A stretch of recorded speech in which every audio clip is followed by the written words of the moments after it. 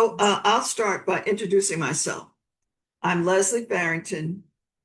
I am a former or retired obstetrician gynecologist, African American from Jamaica, New York. This is my dad and mom.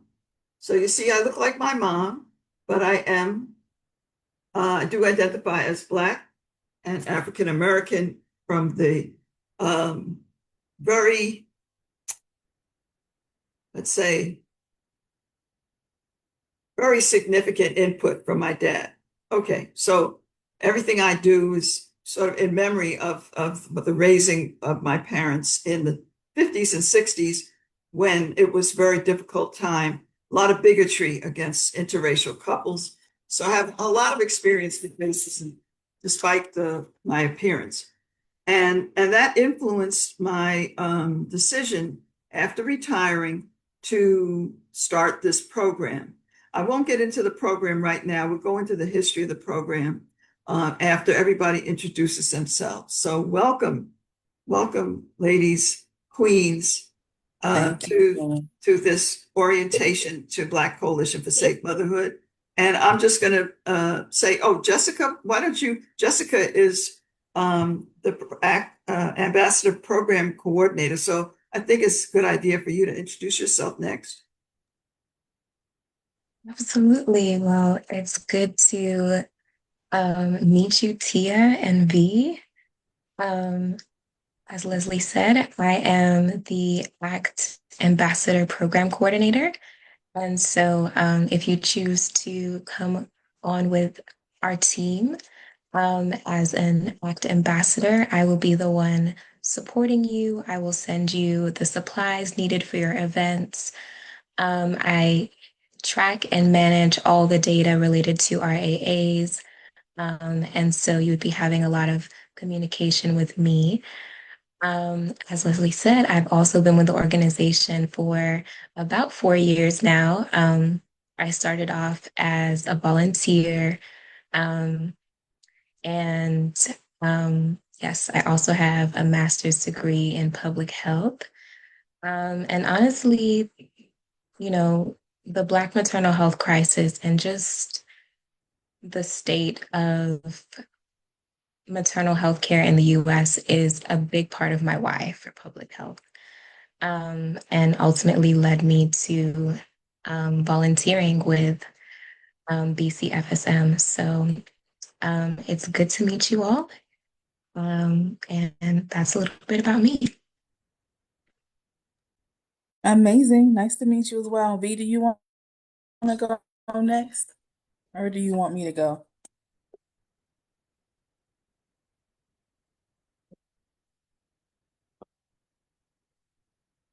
If you're Yes, speaking, I you can are. go. Can you hear me now? Yes, ma'am. Okay, yes, I'll go. Hi, Tia. Hi, Dr. Leslie. Hi, Jessica. My name's V, short for Valicia. All my clients I work with is they call me V. It's easier. So I have been working as a doula in this space for well over 28 years in postpartum. I've been working in the birth space for 8 years, and I've been the type of doula where I've been very much in the advocacy role for a long time. That's actually why I got into it, even before I found out about the organization. So a lot of the things that the organization already does as far as educating, empowering women and what the ACTT stands for, these are things I've already done without knowing the acronym. So for me, it's huge. Most of my clients would say at the core, V's a doula, but I'm a heavy advocate. And I would say advocacy has always been a framework for me. Both my parents have always been in the community, in the Black community, bring awareness to a lot of social justice issues. So I'm so used to it. I will say for me, it became very much something important to me before I became a doula when I was younger, and my dad was diagnosed with cancer. And when I was watching the nurses in the hospital and I wasn't okay with how they were taking care of him. The bedside man was awful. And that's what instantly prompted me to say, okay, there has to be a liaison, there has to be a representative, there has to be someone to talk to make sure he's getting the care he needs. So fast track that into being a doula. That is what I do for all my clients, but most importantly, I do it from a perspective of them knowing their rights, not just as clients, but as parents, and they need to know the ins and out of the industry. So they always advocate for their needs beyond being a mother who's receiving care, whether it's their husband or their partner or their children. They always know what their rights are. They know to ask questions, to challenge the things they don't understand. Outside of being a doula, I'm a cultural anthropologist. So that very much leads into me also wanting a lot of families I work with to understand the history of the health community, to understand, why certain things are presented to them in the way that it is, knowing there's always an alternative. There's always ways to get what you want. It's about understanding who to speak to, knowing what's actually there that many families are not aware of in the hospital setting. And I would say, as a core part of who I am, I love people. I think people should be heard. I think women should know what's ahead of them. They need to be prepared. And if not, their partners need to know how to speak up for them. And they need to know the language that many times can be used to make them feel like they are belittled in the room. So, with this organization, I found out about the organization, I'd say maybe a year, no, maybe 2 years ago at a conference. I know Dr. Leslie meets so many people, but for me, I was like, oh my God, this is actually what I've been like doing for like the longest time. So I already knew that if a space of volunteer work had opened up, that it was something I would instantly want to partner with the organization and really push for, more so for more women to know that not just the classes exist, not just the sessions for the partner, but these resources are there, and there should not really be a reason why they feel like they are trying to figure it out by themselves. So that's a little bit about me.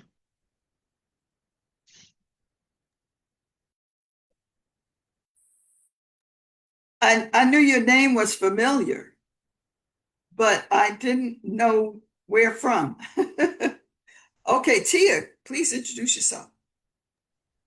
All right, so I'm listening and I'm just shaking my head like, yes, yes, yes, all the things. So I too have been a birth worker for a very long, long time. About 29 years. I have been yeah, 29 years. They're like, really? Yeah, I started when I was like two, honey, when I was two. Um, 29 years of advocacy and advocating for people and empowering people, and just hearing you speak these sounds very familiar to what like the conversations that I'm constantly having with my particular families that I serve, or when they refer me to people, the first thing people say, like if they're referred to me, is, oh, I heard that you don't play about your families. I heard that you won't let people disrespect me. I heard like you show up and like you really show up. I am showing up, but I'm showing up very informed, very educated, and making sure that you are showing up very informed and educated. And so just like hearing you, I'm like, we are definitely aligned. My bachelor's degree is in cultural studies. So when you said you're a cultural anthropologist, I was like, yes. I do hold a master's in library science and information studies because at the core of me, I love information. I love knowing. I love researching. I love being in the know of things. And so I do hold a master's in, like I said, like library science. What else? I'm a mom. So I have personal, birth experiences in different hospital settings. And I've had different experiences based upon my personal socioeconomic standpoint or position in life. I have been the Medicaid mom and had that experience. I've been the married mom and had that experience. And so just being in those situations personally, I feel like it makes me much suited to not only serve but also align with my families when they say that they're having these experiences. Like I can totally empathize with you that you have, Medicaid and you feel like they're hospital situations or organizations are treating you some kind of way or being dismissive of you because you have this particular insurance. And also like being married. I remember with my daughter, like we presented to the hospital, I am in labor, my husband has been to all of these appointments, and then when we get there, the triage nurse is like, oh, you have a husband? Like, what do you mean? Like, yeah, I do. And that's that guy right there. Yeah, that's him. Like, why is this surprising? And I'm like, well, what exactly do you mean by that? Like, what exactly is, oh, you have a husband? Like, I need some clarification on that. Needless to say, she could not clarify that. But I'm also a childbirth educator, and I'm also a certified lactation educator. So I do, all of the things under that birth work umbrella. I love serving my community. I'm really excited for this particular opportunity, and I'm looking forward to see how I can best be an ambassador out here in these Columbia, South Carolina birth work streets.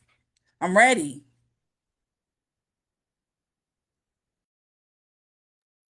Amen. And Ashe. And V, I forgot, where are you located again? I'm in Columbia, Maryland, so I serve the DC, Maryland, Virginia area. Oh, okay.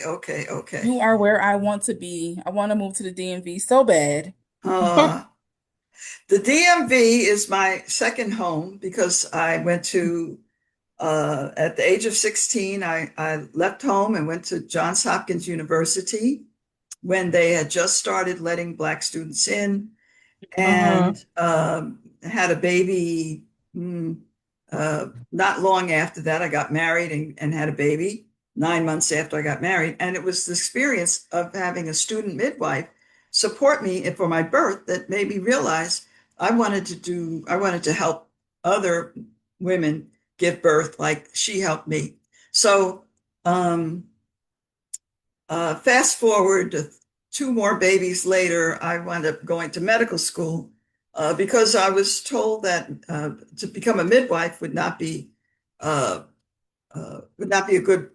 I couldn't make a good living. That's what my ex-husband said, and so I became an obstetrician, and I just, you know, kept going at that, and gradually I learned about how medical errors occur, and that medical errors was um, a major cause of death. The third leading cause of death in the United States is preventable medical errors.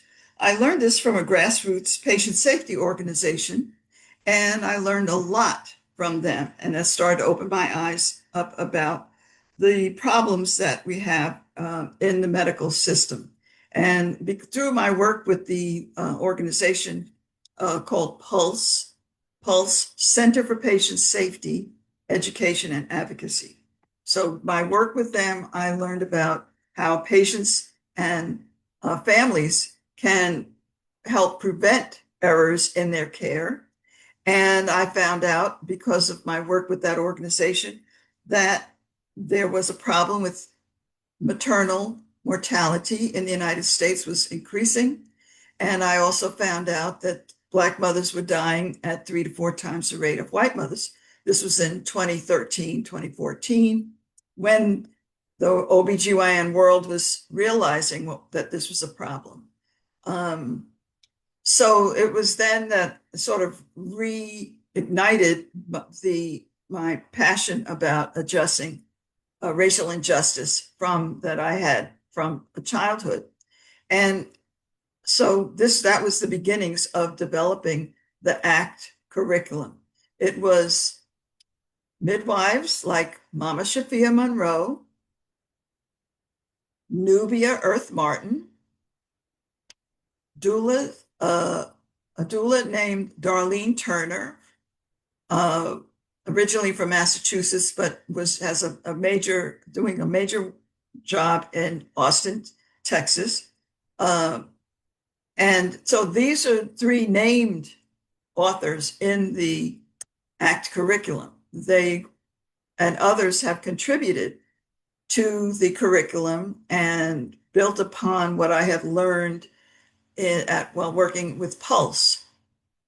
And so we developed at first, we didn't have an organization. So the Black Coalition for Safe Motherhood was started in order to promote the ACT curriculum once it was developed. So it was developed between 2018, 2019. I met all these wonderful people who are all still doing the work, a few who still support the organization, scholars like Professor Donna Ain Davis, who coined the term obstetric racism.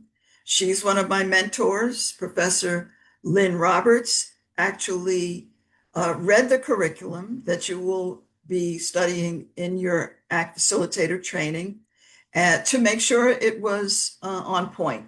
I'll just put it that way. And so we have the curriculum. Eventually, I found a wonderful doula, mentor, and parent coach, Portia Holland Otunba from Philly, who became our ACT facilitator trainer or instructor. And before that, I was doing it sort of, you could say, do-it-yourself training, taking the curriculum and having those who are interested or who realized how important it was, we would practice how to run a workshop in a way that was not teaching, not preaching, but basically practicing how to use the ACT framework. Ask questions until you understand the answers. Claim your space, both physical and mental, meaning your bodily autonomy, your dignity and self-determination. Claim your space. So claim your space is claiming your dignity and self-determination, your bodily autonomy. Trust your body. Don't let anyone dismiss, and don't you dismiss what you feel. And tell your story. Make sure your voice is heard. Get the support that you need. The person to help you advocate for yourself. Many people call them the advocate, but really they are making that space for you to advocate for yourself, right? Usually your support person is not advocating for you because you have to use your own voice. But but you need that support. You need someone else in the room. You need your spouse, your partner, your sister, your mother, someone else to be in the room or on the speakerphone in those spaces. People should not be going to the doctor alone or going into birth alone. So that's why tell your story is so important, because we always emphasize you need a support person, be it that your doula, your birth worker, your birth keeper, your person who is birth space security for you. And I got the term birth space security from Toshira Maldonado, a birth worker in New Jersey, who says that the doula is birth space security for those moms. Anyway, so the curriculum was sort of is housed now in the Black Coalition for Safe Motherhood as the organization to promote it, the organization that maintains the ACT facilitator training. And what we found is that a lot of people would take the ACT facilitator training, but they weren't spreading ACT. And this is what we really need. In the ACT curriculum, we are spreading skills and knowledge. We're raising awareness about the importance of support for the birthing family, the birthing person, to improve outcomes. We know this from the data on doula support, midwifery support. We know this from the reports of elimination of disparities in birth weight and prematurity by the JJ way of midwife Jenny Joseph. So I had learned all of this again after I retired about 8 years ago. And so our mission is to improve Black maternal health through healthcare advocacy, education, and holistic support of birthing people. So that is the mission. And so that's the story. We just decided that because a lot of facilitators are not taking it to the community in a way that will spread it faster, we said, okay, this is an emergency situation, SOS situation. We need to get this out across the country. So we said we're going to start the ACT Ambassador Program. So that's the history of this program. And any questions so far? Okay, I'm going to share the documents that I feel are very important for our orientation. And I'll start with our code of ethics. We value cultural sensitivity, empathy, respect, human dignity, bodily autonomy, and compassionate communication that is non-judgmental.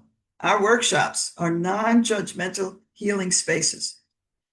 So we, the members of BCFSM, strive to speak and act in accordance with our values. When we promote BCFSM to stakeholders, when we represent BCFSM in the community, when we facilitate our workshops or any ACT program, when we interact with our extended ACT family, during meetings, conversations, and in communications. In other words, in our activities on behalf of this organization, we avoid as much as humanly possible judging, categorizing others based on our personal opinions, beliefs, and biases. So in our activities on behalf of BCFSM, we welcome, respect, and support each other and all those we hope to work with and serve. So that's our code of ethics. And our mission, I told you our mission, and our vision statement, we envision a time when Black birthing families are supported and cared for with the respect and dignity that all people deserve. And we talked about what we value. Now we have a non-discrimination policy. Basically, anybody can use our curriculum. But it's supposed to be in service to Black and Brown communities. So any person can take the training, but they must use it to improve the healthcare of those who are being mistreated and neglected the most. So, and the bottom line is, if you have a problem with other people because of their gender status or anything, this is not the place for you. So that's, we embrace all peoples, all genders, trans, gay, whatever. We are not, we love everyone, and we want everyone to be part of the ACT family. So that's our mission statement, code of ethics, and non-discrimination policy, which you already have. And then, so at this point, I'd like to go over the agreement so that you can see exactly what's involved in the agreement. Any questions so far? Okay. No. All righty. So we'll go questions. to, let's see, where do I have it? Okay, here we go. I'm clicking the share. Come on now. Here we go. Okay, let me make it bigger. So we really are looking to spread ACT widely and nationwide and beyond. The UK, wherever anyone is willing to take it. We know that you all are the boots on the ground for educating Black families. So we are really grateful and happy to welcome you as an educator in your community to be our ACT ambassador. So we hope that this agreement is acceptable to you, but we want to be clear about what we're expecting.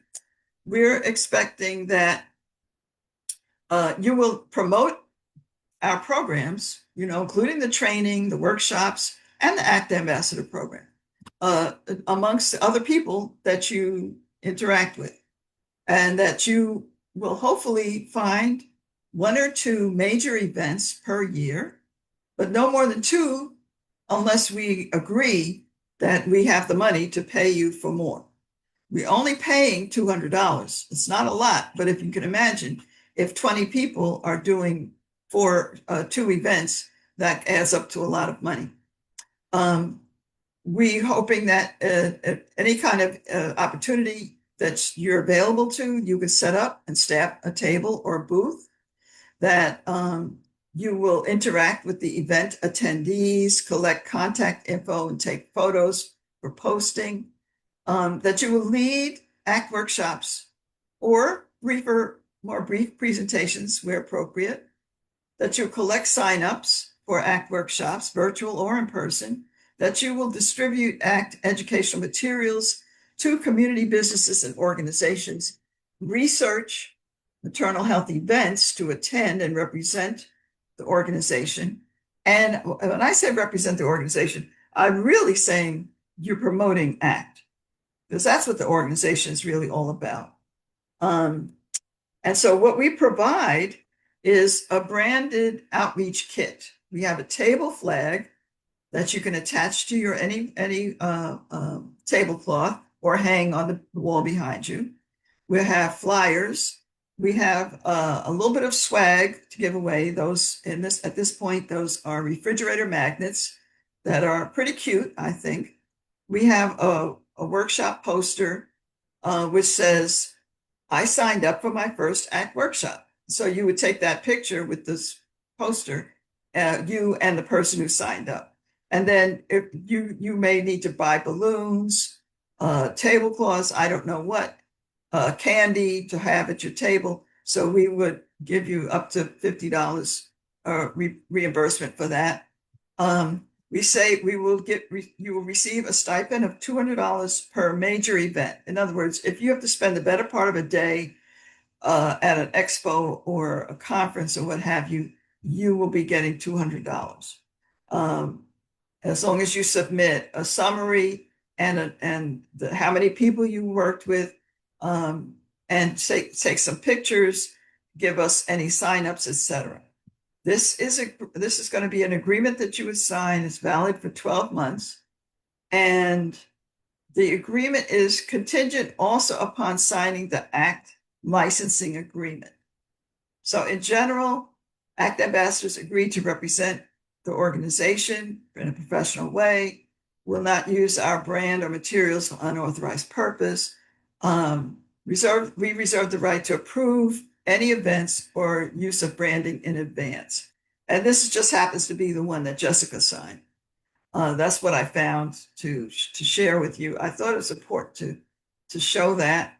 And also we have one other thing I want to show you. Let's see, where is it? Our flyer. I want to show you our flyer. Where is it?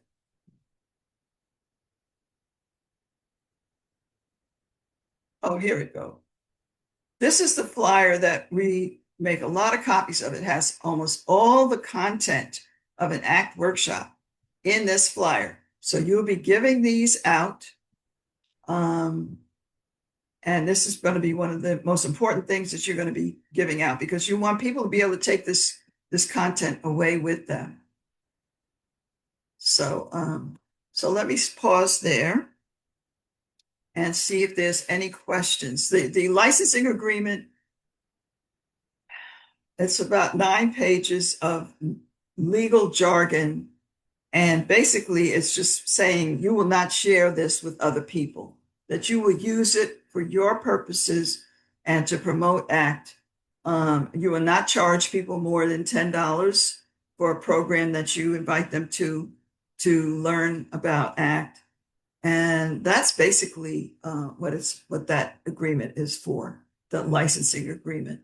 We hold each other not responsible for any legal action that somebody might bring. So that's what the licensing agreement is about. So if you decide that, yes, I want to be part of this, if you decide you want to be part of it, it's not really for the money, because that $200 or $400 a year and you're doing work, you're educating the community. That's not that great a reimbursement, but it's something we felt we should at least have some kind of stipend for spending the better part of your day doing things like that. So so that's the story. And so let's hear your feedback. Amazing. When is the next facilitator workshop training? Because again, I am ready. Okay. So V, did you want to get some input? You're muted, V. No, I said I'm on the same page with Tia. Okay. Okay, so what's going to happen is, so you're saying you definitely want, okay, we don't have to wait for a follow-up email. So what's going to happen is our, um, uh, we have an operations manager. Her name is Khadija Stigal, and she is going to enroll you. That because you're a volunteer, all volunteers get to do the training for free. So I guess you could say there's a financial perk there too. This is a 250, we charge $250 for the training. Also, you get 8 continuing education credits with Lamaze, with International Childbirth Education Association, and it reflexes to DONA. So if you need 8 continuing education credits, you get that too. Of course, you'll be listed on our ACT Facilitator page. And but Khadija will enroll you by hand because you're not paying. And you will sign the documents and Jessica and send them to Jessica. Jessica keeps everything together, but Khadija is the one who's can enroll you into the facilitator training platform, which is a learning platform that we had someone put together for us. And as I said, Portia, she's your contact person there. She's your support person. She's your coach, although I don't think you all need a coach for engaging your community, but she's available for that. She will do your celebration of learning once you've gone through all the modules and the self-paced modules and videos and readings and podcasts and things. You go through all the, it'll take you maybe 12 hours over a couple of weeks, or maybe it's 15 hours over a couple of weeks, to do the online portion. And then you'll meet with Portia to demonstrate your facilitating skills in what we call the celebration of learning, the virtual meeting. And for the ACT ambassadors, I've asked her to give special attention to making sure that the workshop facilitation is just that, a facilitation, not a preaching, not a teaching, but engaging people in sharing their ideas and using their voices so that they gain confidence in speaking up for themselves. So so that's the celebration of learning. And then then you'll be an ACT ambassador. So, right, Jessica?